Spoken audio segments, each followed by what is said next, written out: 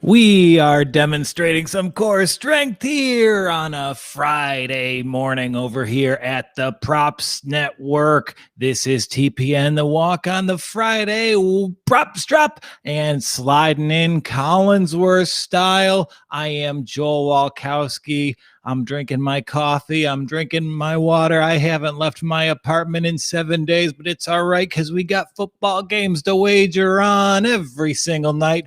Is this heaven? I think it just might be.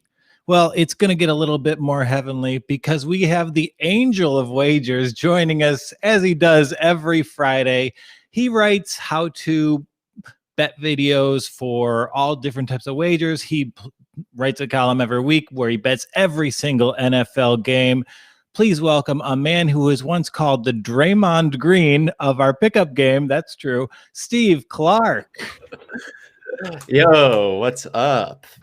Hey, I'm sorry I called you an angel in the intro. That's the thing. The angel of wagering. I don't mind that nickname. Okay, that's good. Steve Clark, the angel of wagering. I think that's it makes me mysterious. The devil was an angel, so I could be either a good angel or a bad angel. And it depends on how your picks do each week. Yeah. Yeah, I'll have a little Steve on each shoulder. One will tell me to take the Rams. They'll have a little halo, and then there'll be a little devil guy going, no, Darnold's due. He's from Southern California. 17. Yeah. That game's going to suck. That game is going to be awesome. I think that I bet on the Jets last weekend. Did you really? I did, yeah. I had such a good early slate, and I was just like, yeah, I'll throw it out. Some will come back to me. And since my success in the early slate, I've since gone 0-12 all week. Oh my gosh! I haven't won a single bet. I was on the Raiders last night. Yikes. And I was on the Browns Monday night, and I was on the Steelers Sunday night. So we are just rolling with it. I got some bad soccer parlays in between thanks to Donnie Sengstack, but I'm finna bounce back this weekend. That Browns beat was brutal. It wasn't even unexpected. It was like when Justin Tucker kicked that field goal with 2 seconds left on the clock, it was like, okay, yeah, Baker's going to either throw a pick six or he's going to lateral it into the end zone. And disgusting. But it was such a long lateral play. It took it's just unnecessary. Yeah. It was 40 seconds long. I made a sandwich. I walked the dog, and it was still just backup tight ends throwing it back and forth. It was brutal. Just brutal. But, it is amazing because the Thursday night game gets a little crap, but it's been just awesome night games this week. We are so lucky to have it. It's not always the case. So let's be grateful when it does come across our television like it has this week. For sure. And we get Saints Chiefs this week, which I think this late in the season is extremely uncommon to have two teams with double-digit wins. So very happy about that. Yeah, and there's actually a really fun slate of Saturday games that our listeners, they're going to be able to put on along with all the college football conference championships, like Power 5 championships. They kick off tonight. So this is actually one of the best weekends of the football year. Yeah, it's going to be. And yeah, exactly. We need to just take a breath and remember that there's football happening, because in 2 months, we're going to be wishing we were in this situation. Yeah, and think about how we've all been locked down for a long time here. Think about those days in April, May, June, where nothing was going on. The next 3 days, even 4 if you want to count Steelers, Bengals. So the next 3 days, there's going to be amazing football on around the clock, and you're not allowed to leave your house. So be grateful. No family visiting for the holidays yet. Exactly. And this is it. I have my last final tonight. It ends right before the Pac-10 championship game. Nice. So I'm going to go. I'm doing my charity toy drive tomorrow morning. So after I get that out of the way, I'll have done my good deed. So I'm able to just plant on the couch for 36 hours. I cannot wait. It's going to be. And then NBA starts. And We're like, this is it, baby. This is perfect time right now. yeah, and I didn't want to. I can't do it. I have Kevin Durant fever. I've heard all the reports. Oh, yeah. How good he looks. Yeah. I before we get into the props drop, I do want to share one email exchange I had this morning. So I used to be a Nets season ticket holder. They were very good to me. We continue to have something of a relationship. And they email me like once a month. They're like, "Oh, how can we get you to back in the arena?" And now my just reply is, "Yeah, I'll purchase season tickets again as soon as you get rid of Kyrie Irving." It's me or them, Nets. Yeah, me or him. Yeah, I mean, he's just a pawn. Like, I don't want to pay to see this small guy perform. I really want to see the big dogs like King, like Kevin Durant. But yeah, that is my stance. That was my email, so I'm happy to do it. But let's get to the props drop. It's a really fun slate. And do you want to kick it off since you are the former kicker of us two? Yeah, let's do it. For the third week in a row, first 2 weeks it worked. I'm going back again. Jonathan Taylor, 75 plus rush yards. Exact same bet I've been placing the last 2 weeks. He's hit both times. And now he's against the Texans, who has one of the worst rush defenses in the NFL. They allow over 152 yards per game on the ground.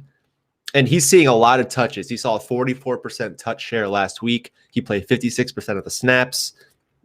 And, he's on fire. Last 3 games, 90 yards. 91 yards, 150 yards. The first time I bet on him was against the Texans, 91 yards on 13 carries. So I'm going back to the well here and taking Jonathan Taylor over 75. And you got to love that, not only because of all the factors you mentioned, but you have to look at the other side of the sidelines here.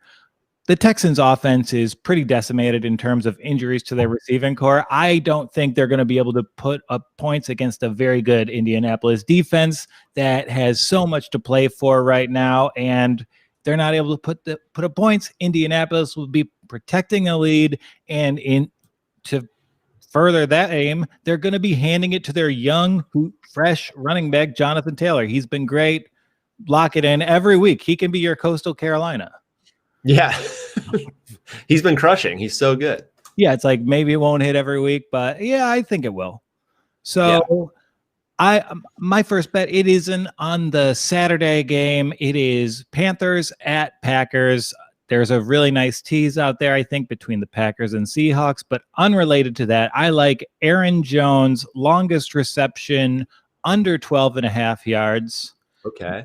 Now, you might think, oh, Aaron Jones, he's a great weapon. He breaks things downfield. But if you look at his catch log for the season, it's around a 7 to 8 yard average. And if you look at a game-by-game breakdown, there's only 2 games where he got longer than 12.5 yards. So it's kind of a statistical anomaly, but Aaron Jones under 12.5 seems pretty probable there.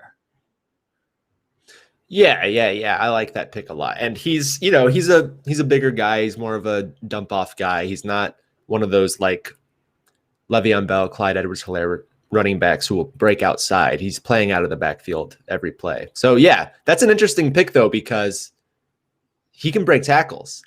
But like you said, it hasn't happened this year. So why not? And it did start like I wanted the over because I was like, oh, Aaron Jones, he's a very great player. I'm impressed with him every week. He can break one.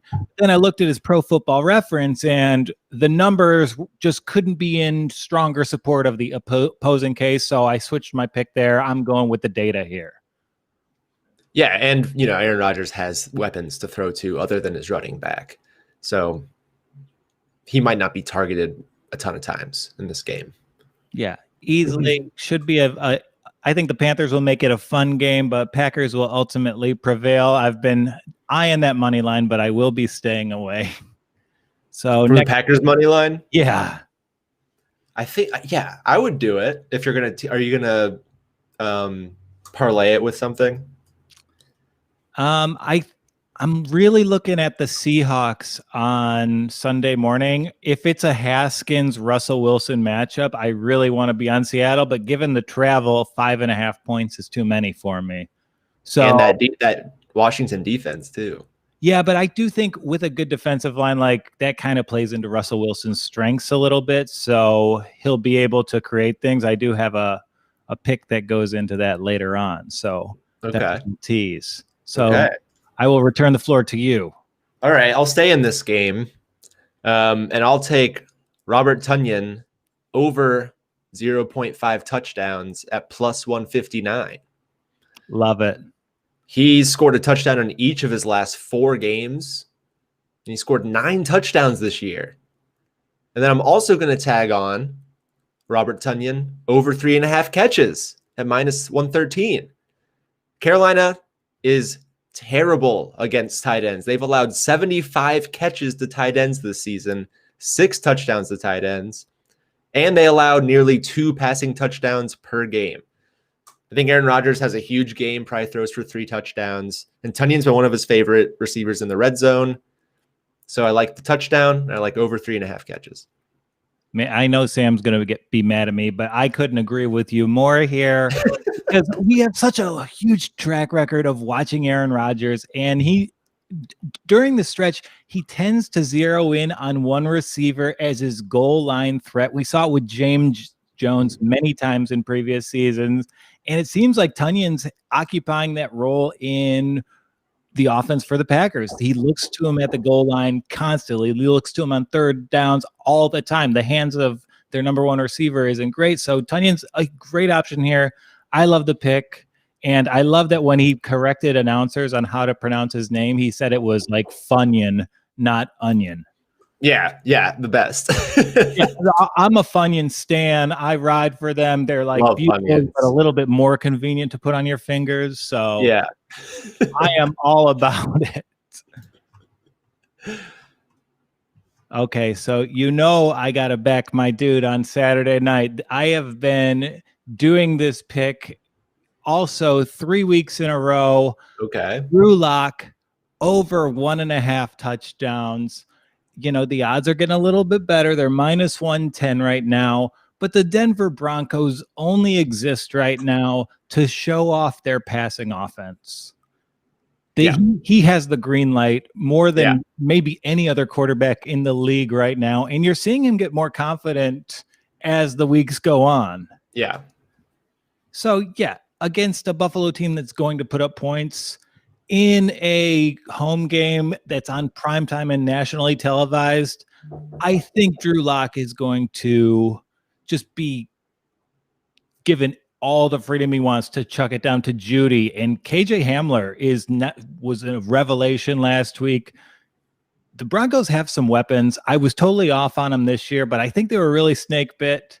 So that's a team to watch moving forward, I think. Yeah, and that's a team that just played the Panthers last week, and you saw Drew Lock exploit that defense. So, I like him again this week. And, like you said, what else do they really have to do other than give their young quarterback confidence, let him throw the ball around? That's going to be a fun game. Yeah, that's going to be a fun game. And if you don't like the touchdowns thing, over under for attempts is 34.5. The line, love that. Love that. You're like, if you don't think of touchdowns, you at least know Drew's going to throw 34.5. So it's very safe there. Yeah, love that pick. All right. Do I have anything from that game? I don't think I do. No. All right. So I'm going to go to the Rams game we were talking about earlier. I hate the spread is too big. Spread is too big. I'm not taking minus 17 with any team, even if it's against the Jets. I think I ended up teasing this game down, but I am going to take Cam Akers 75 plus rushing yards after what we saw last week and the week before. I think this is his backfield now. He played 79% of the snaps last week and had a 60% touch share. That's crazy. He had 29 carries. I mean, it was a very scripty game where it made sense to give him that many carries, and I think the same will apply this week. If they can take an early lead against the Jets, should pound the ball 25 times with Cam Akers, should get him a 75 plus rush yards. And it's not just that the data is there, it's that Cam Akers destroys the eye test. He's so good. The backfield. He's like in the linebacker unit, a heartbeat after the ball is snapped. He has great quickness. I do worry that it could be too much of a blowout. Like they've already kind of run through Gurley because of high usage. If he's becoming such an important part of the offense and they have a huge game versus Seattle coming up, are you really going to see a lot of them in the second half? I hope so. I mean, that last week we had a pretty easy win, and we saw Cam Akers the whole game, 29 carries. So, but yeah, after a 29 carry game, maybe they limit him a little bit to kind of balance it out. But I still think 75 yards isn't a lot, even if he only gets 15 carries. Yeah, and I'm with you there. I've just agreed with you across the board, so I had to be the devil's advocate there. And, I don't think it will be as ugly of a blowout as the Jets experienced last week. Right. And my next wager, it takes place in the same game because it's hard to find an angle to bet in this Jets-Rams game. And I actually found two angles. You got to bet both of them, though. Okay. So these are two bets on the Jets offense. You bet Breshad Perriman to score a touchdown. Okay. Denzel Mims to score a touchdown. Both are plus 280. Oh, perfect. You just got to hope for one of them to hit. Yeah, and then if two of them hits, you're Warren Buffett. The Jets didn't score last week. The Jets, even 0-16 teams score touchdowns. These guys are pretty adept. They are NFL starters, and they're the best weapons on this Jets offense by far. If the Jets get into the end zone at all, and I think that'll happen. I mean, the Rams have a very good defense, but I think we'll see 17 points out of the Jets this weekend. And I think you'll see at least one scored by either Mims or Perriman. And that's a nice payout. That is a nice payout. We'll see. We'll see. I could see the Jets scoring a rushing touchdown. Yeah, Ty Johnson our second, doing well too. Yeah, what a beast. Our secondary is good. I don't know. Yeah. I like the idea here of like picking the two top receivers. Here's the thing, though. What if it's a Jamison Crowder game? What if he gets 3 touchdowns? I don't like Jamison Crowder. Game ruins my. But this all came from me trying to come up with an angle to watch this game because we live in New York. I know it's going to be on the big screen come Sunday afternoon. I don't have a choice in that. Yeah. So what's the most fun wager I can have on this game? I think it's this one. I think it's going to be a really fun Sunday for it. And that one will be in play the entire game because they'll be throwing garbage time. Will be a ton of passes to Mims and Perriman. They could break one off. Yeah, Sam Darnold's playing back in Los Angeles. You think that Sunshine Sammy ain't throwing a couple tutties? Come on now. He's a California legend. He's like an honorary Wilson brother.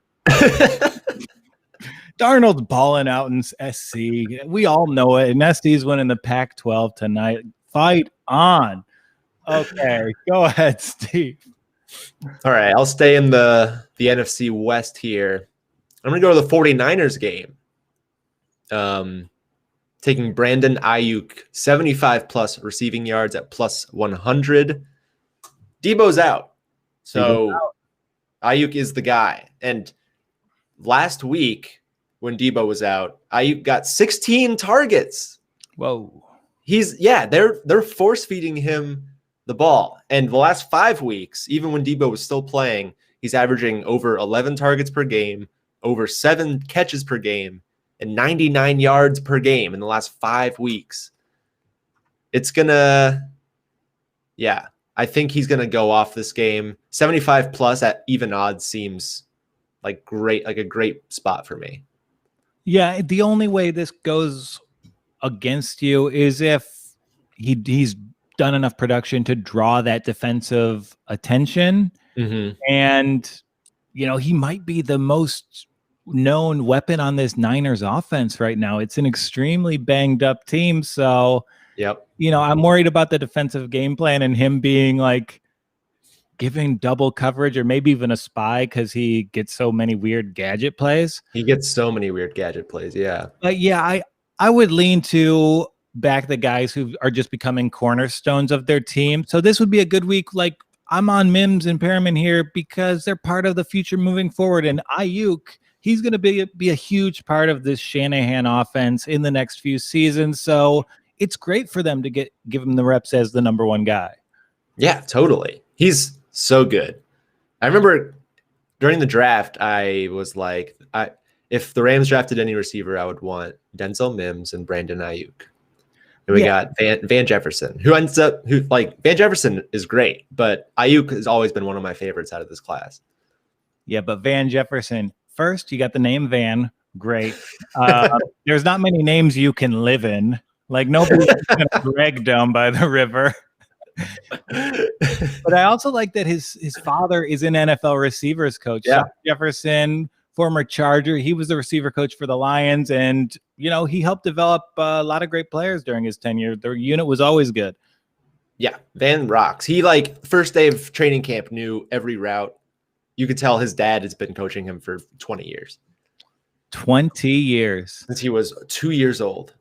Yikes. That's a hard upbringing. Okay. So I have one more, and then Sam has a bet he'd like for us to discuss. He's going to bring it on the screen here. Okay. I like DK Metcalf, longest reception over 27.5 yards, minus 115. And I like that because of the strength of this Washington defensive line. It'll lead to broken plays, and Russell's so good at extending plays. And when he does, DK is usually the guy he looks for in that situation. Mm-hmm. So I think Russell's going to connect on one of those during this game. So I like the over of 27.5 here. Yeah, and DK has become the number one target by far. Like Tyler Lockett and him were kind of sharing that role first half of the season, but now it's the DK show.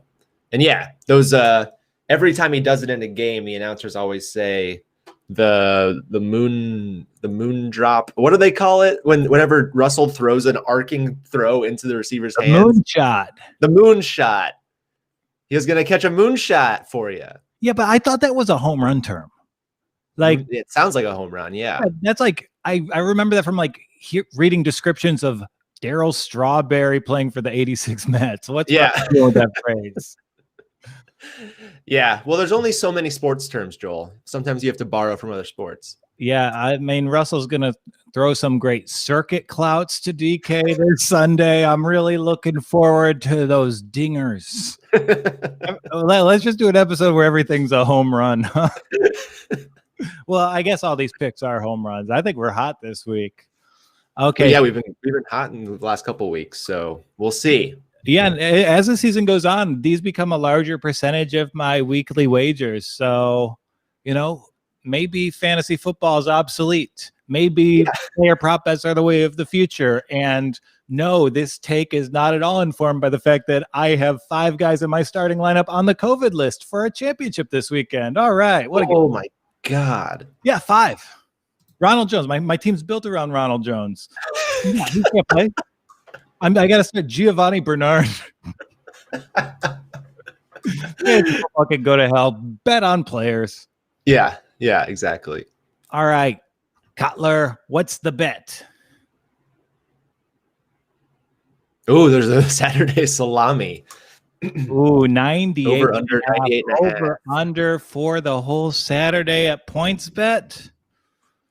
Okay, so we've got the Panthers. They're 2 good. games. They're good for 28.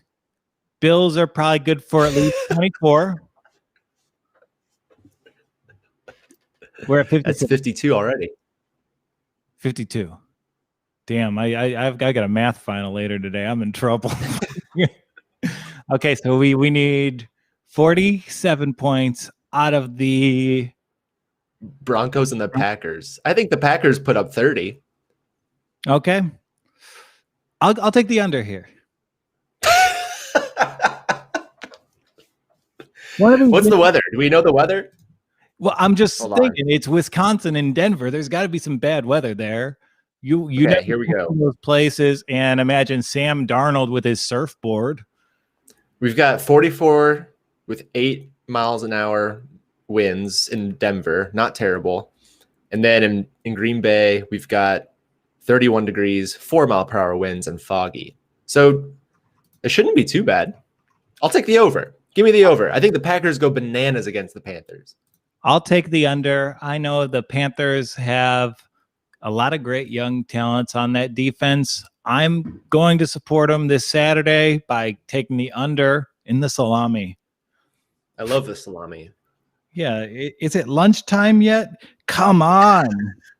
And if you are watching us, I know people are tuning in every week to the props drop. We're getting engagement, we're getting viewers, but we need subscribers. So if you like Steve, if you like him wearing a hat, giving picks, if you like me talking trash, I know a lot of you don't like my opinions on the Bears or the Giants, but some people like things about me, allegedly. So smash that subscribe button. We have a great track record this year. These are some of the best football conversations I have every week, and we engage with you. We give you the information you want for each specific Sunday right here at the Props Network. And, the site's coming along great. Like, we have a Saturday NBA futures betting show dropping next week. We have Steve writing a blog every Friday about betting every single game. And then we have Donnie Singstead giving some of the most in-depth college football analysis possible. He is a college student. He's got football players in his classes, and I knew to bet against his school because he gave me COVID info, and that's what you'll get. Wow. Props Network. So check out thepropsnetwork.com and hit the subscribe button. Boom. You know what? I've become a hat guy over quarantine because I haven't gotten a haircut, and I hate it. I think that's why I went bald so early. I was always a hat guy, and now that I'm bald, I'm not a hat guy, weirdly enough. Yeah. But I no one in my family's bald. I think I just hatted it up too much. The head needs a little bit of sun to grow those follicles. Yeah, be careful. You are playing with fire, Steve. I'm gonna have my fiance give me a shave over the holiday break, I think. Give me a nice trim. You'll get. She doesn't know what she's doing. Yeah, but a nice shave, you have no idea what you're in for. You get. We'll talk off the air. We don't need to go into my habits here. That's not what the show is about. So I think you are up for the pick. Yeah. All right. Here we go.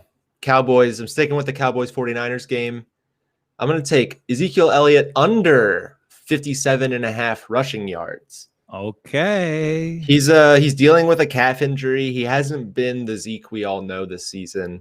And 49ers are really good against running backs. They allow the 5th fewest yards on the ground to running backs this year. And Tony Pollard gets like 10 to 12 touches a game.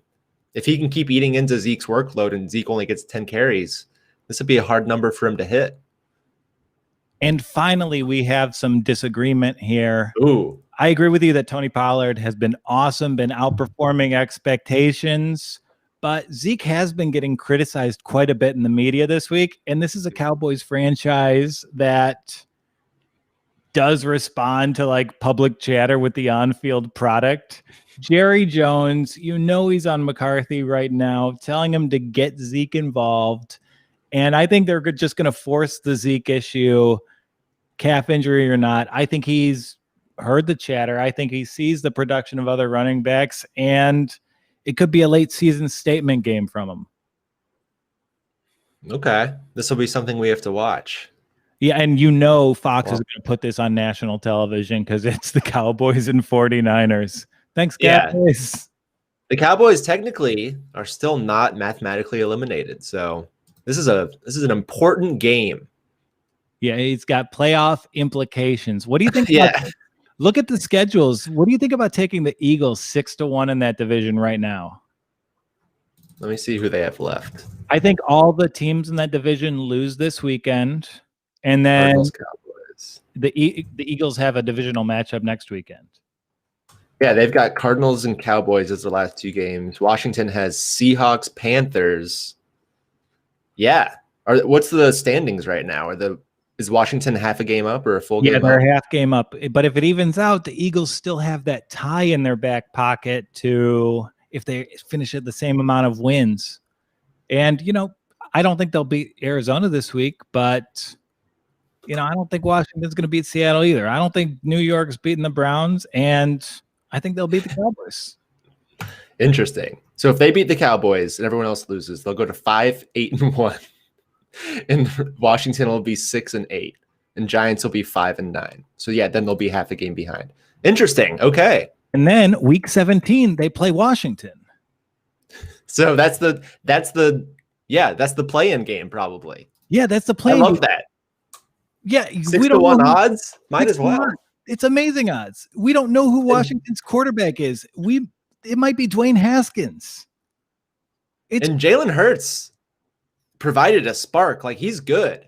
And they're all season long, the Eagles' rushing attack has been a sabermetric darling, but Doug Peterson hasn't gone with it. By nature of him putting in Hurts, they're running the ball so much more, and the offensive line's able to do what they're great at doing. So I love the Eagles' future bet 6-1 right now. Yep, you're relying on Washington to lose is what you need. Yeah, and it's Haskins versus Russell Wilson this weekend, and maybe they'll beat the Cardinals out in the desert, but I think that's a little unlikely. But we will see. I still like it. Okay. So I think I distracted your bet with another unrelated bet, but I have another bet based on teams just struggling to get that last playoff. I think. Well, I just did Zeke. So yeah, you did Zeke.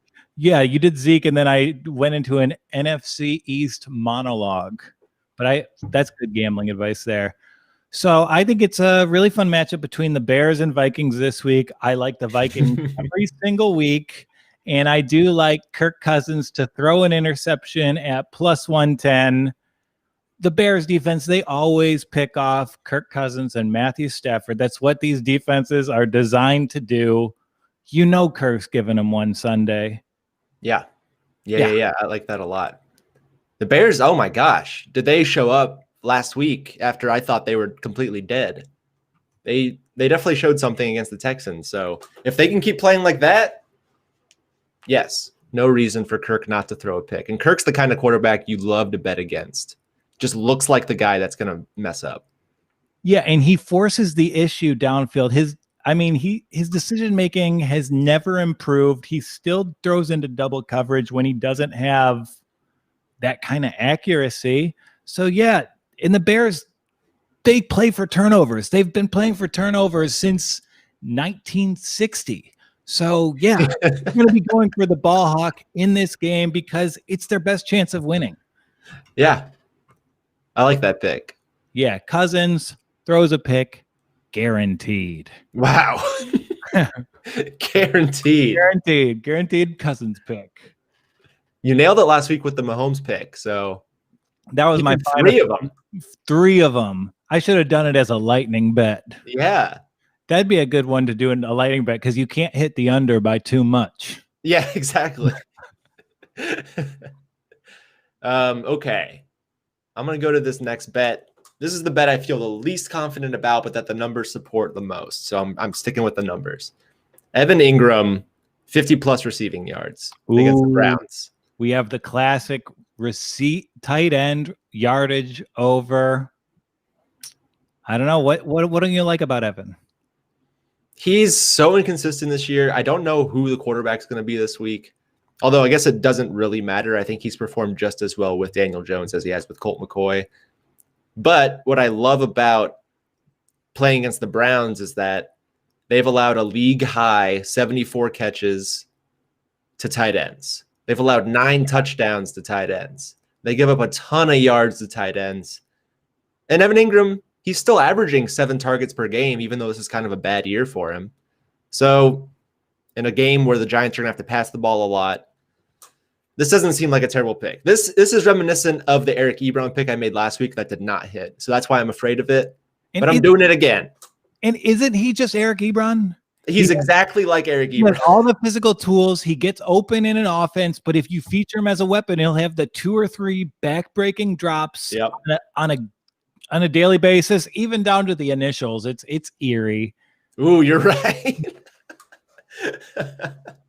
Yeah, so that's why I feel a little nervous, just because he reminds me so much of Eric Ebron. But I'm doing it because the numbers say the Browns are awful against tight ends. Yeah, and we saw that Monday night. Like Mark Andrews was just chilling out in the seam for 15 yards plus yak whenever he wanted it. Like the Browns defensive scheme over the stretch in that game deserves some criticism on those late drives. They looked terrible. So did the Ravens, though. Both of these defenses looked so bad. Yeah, but at least the Browns, we know they have the personnel to throw downfield. Like, right. What are these dimensions that you are unlocking within the Ravens offense? Like, Lamar Jackson is able to shrug off diarrhea and improve as a pocket passer. That's how bad your scheme is. Jesus. Maybe now that he's gotten all that out of his system, he'll be like a legit good quarterback. Yeah, I mean, he's being weighed down by all the poop.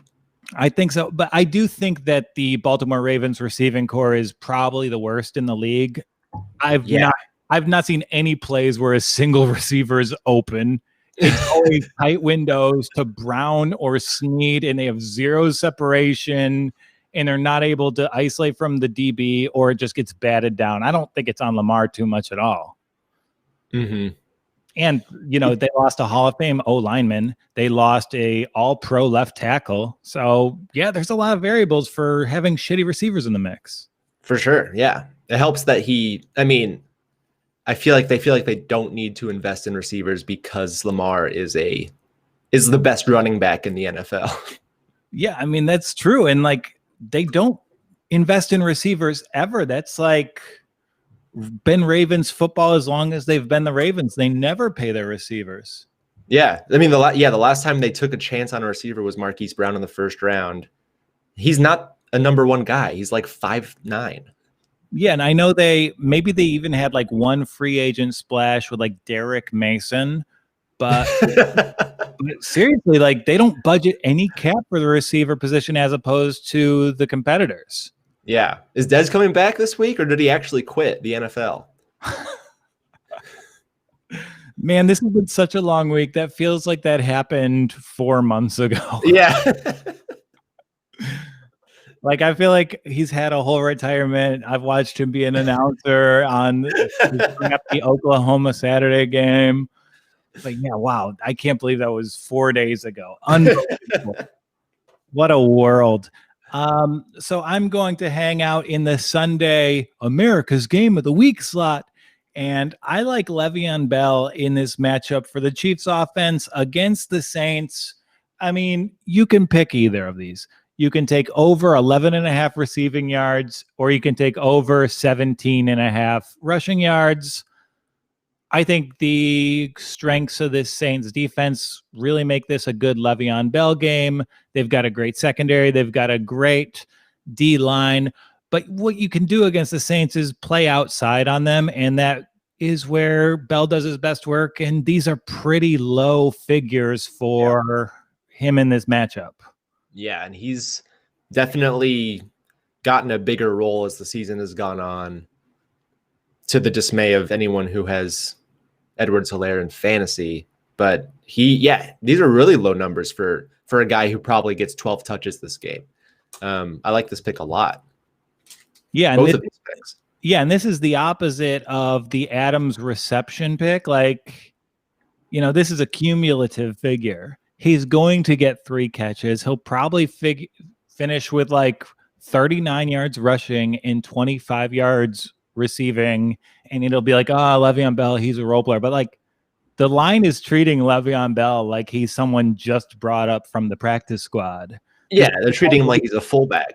Yeah, we know this guy can make plays and break tackles, and in marquee games, I mean, there's so much talent on this Chiefs offense. He just needs one opportunity for either of these.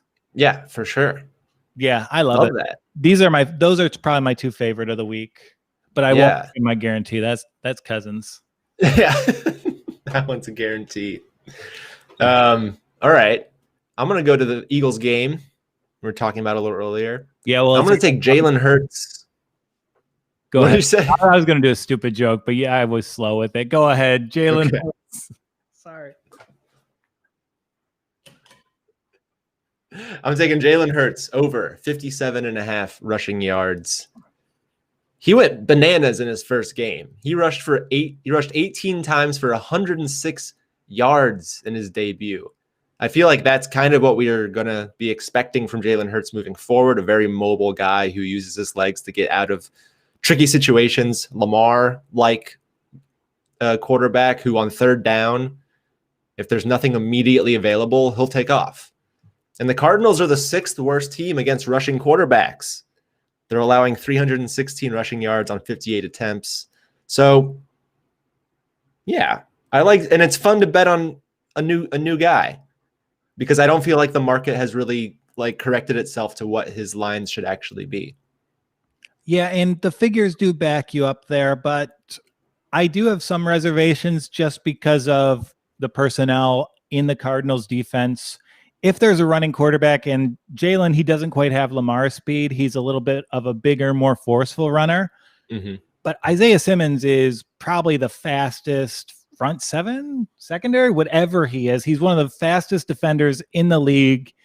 And he could just be a perfect personnel fit for stopping a running quarterback like Jalen Hurts. Yeah, it's true. If they just put him at a spy, then Hurts is not going to have much luck on the ground. Yeah, that's my only reservation because Isaiah Simmons, he went from like the beginning of the year, he couldn't get on the field. He was getting like 7% of snaps. And now, I mean, apologies to a few bad personal foul calls that have cost the Cardinals some games, but he's been an amazing contributor for this Cardinals defense. I was very high on him, and maybe I just hate this pick because I want to see him used in this capacity.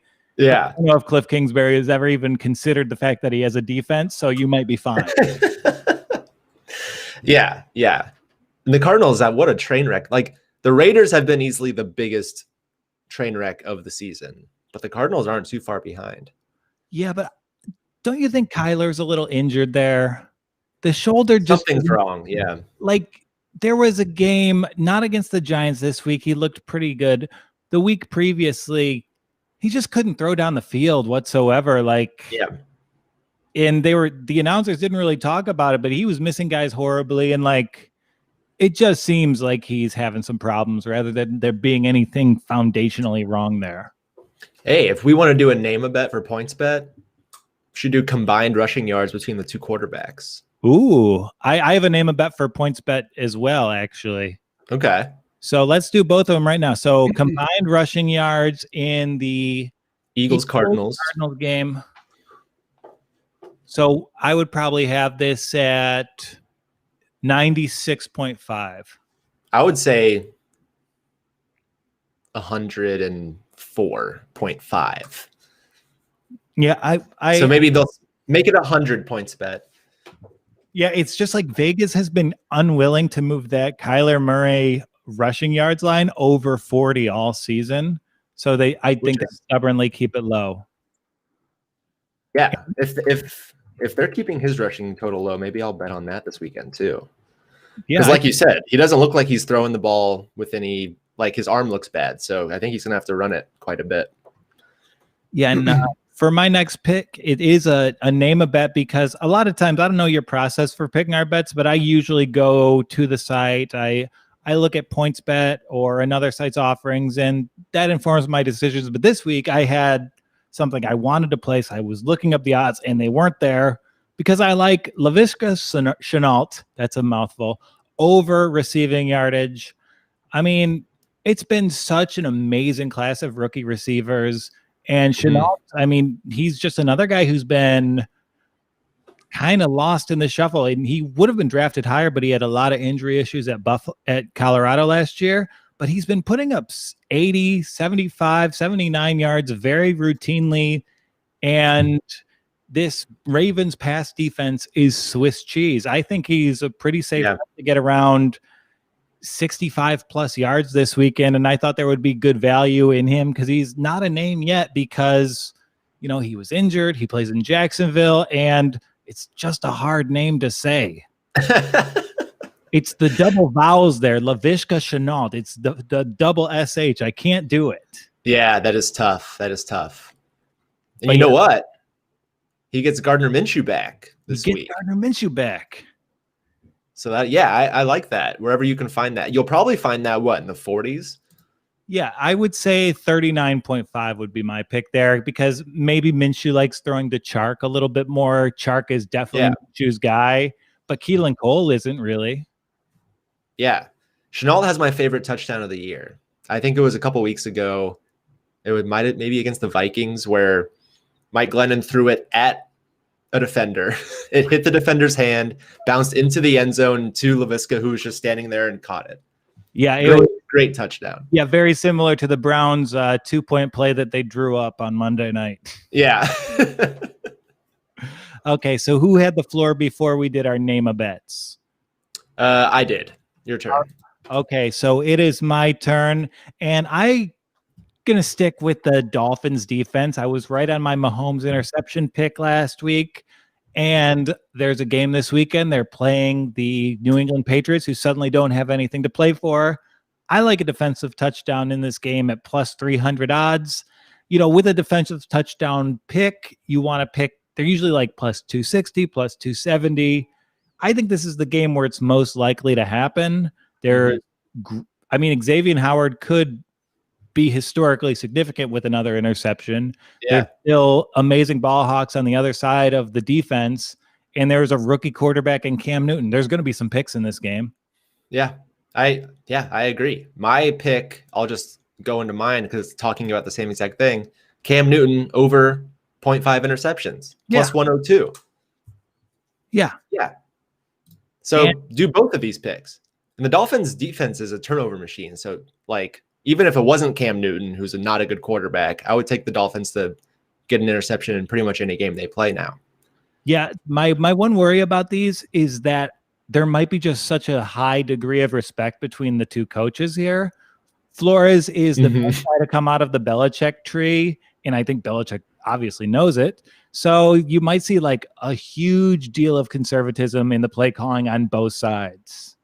Yeah, I don't see Cam throwing it much more than 20 times, which is my one thing I'm scared of with this pick. I think the Patriots run the ball 40 times this game, but I mean, come on. Cam Newton throwing the ball 20 times, I still think there's a good chance he throws an interception.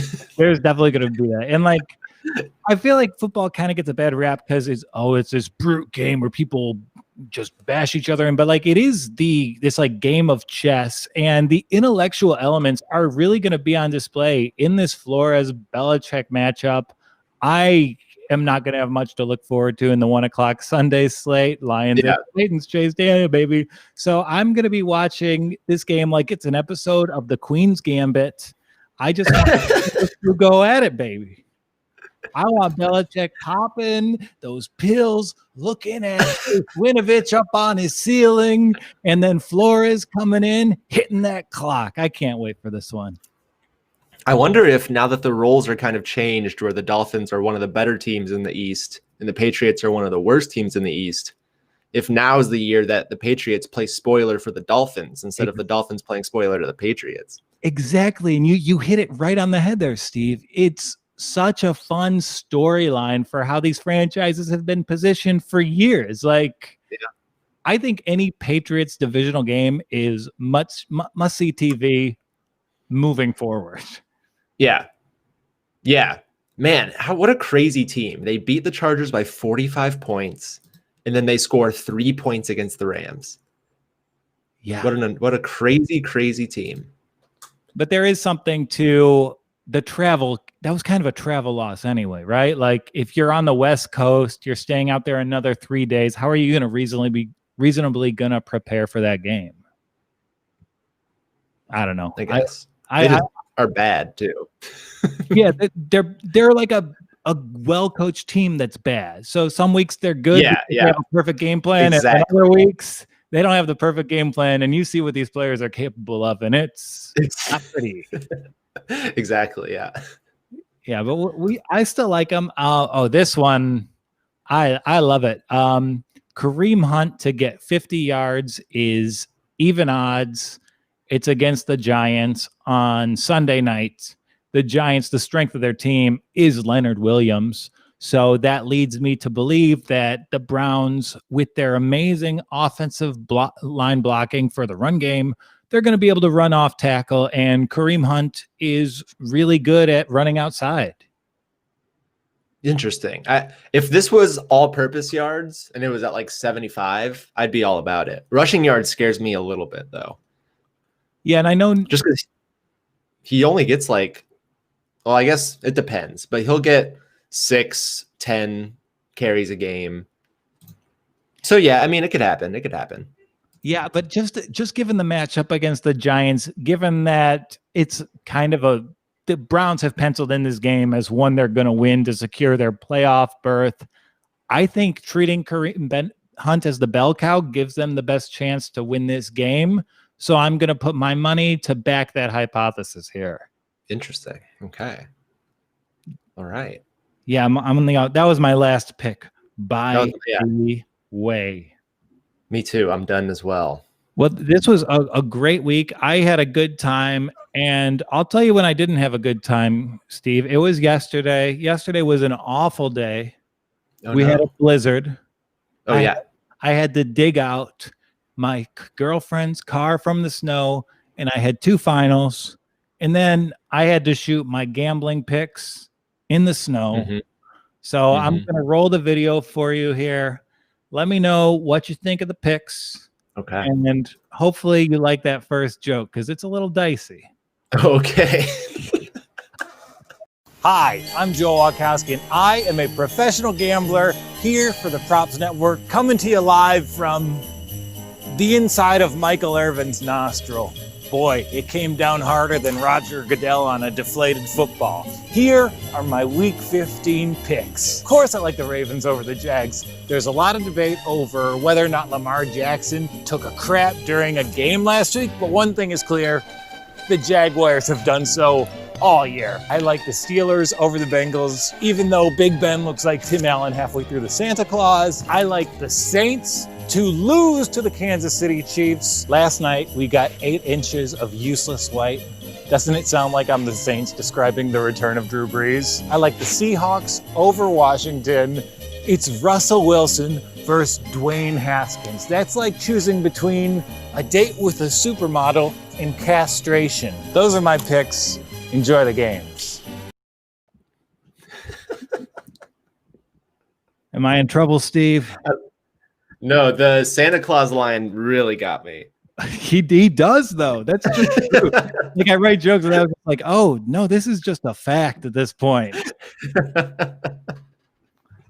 And yeah, that's great. And it was fun just to walk around Brooklyn in the snow yesterday, making fun of Drew Brees. And I like the picks here. I think the Ravens are going to run it up. I think that's a reasonable estimate. Seahawks I love them this week. And I had to stop myself from picking the Vikings because I've taken the Vikings so many times. And then the Steelers Monday night, I like the pick, but they did cut my Eric Ebron joke for time. I said he's so reliable to drop the ball during the holiday season. His nickname should be Times Square. So that's great. Yeah, I like that one, but it's a little long, a little cerebral, but it's not there. All right, let me compare. Let me compare what we have here. I ended up teasing down the Steelers game because I don't like how big that spread is. So Agreed. I took the tease number plus the under because I don't think the Bengals score that many points. Who else did you have? You had the Jaguars Ravens. So this is mirroring what we did last week. You took the Titans with a big spread last week. I took the over in that game. You took the Ravens with a big spread this week. I'm taking the over in the game again. I missed it last week and you got it. We'll see if the same exact thing happens this week. And then what else? Seahawks. I bought the Seahawks I bought the football team up to the key number. So I got the football team plus 6.5. Ooh, that's good. Yeah, with the Seahawks game, I think that Packers Seahawks tease is staring me right in the face. I'm gonna take that. That seems like a really great play.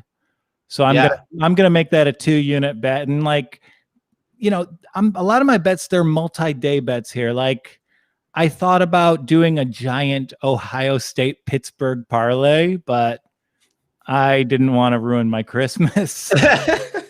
So I am in college football. I'm on a Buffalo, Texas A&M, Clemson moneyline parlay for even odds. I like that. And then I'm on the Packers Seahawks tease. And then I'll be on the Vikings. I'll be on the Ravens. And then you have to be on the Chiefs this week, right? I'm on the Chiefs. Yeah. Yeah. I am. How who is it? Is it Breeze or is it Hill? It's not decided yet, is it? I don't think it matters either way. I think honestly they have a better chance with Hill because I have, like you've been saying all year, have no faith in Drew Brees to inspire an offense that can keep up with Patrick Mahomes. Yeah, I mean, can you imagine the Saints offense scoring 28 points this game? No. Yeah, they take too much time. They take too much time.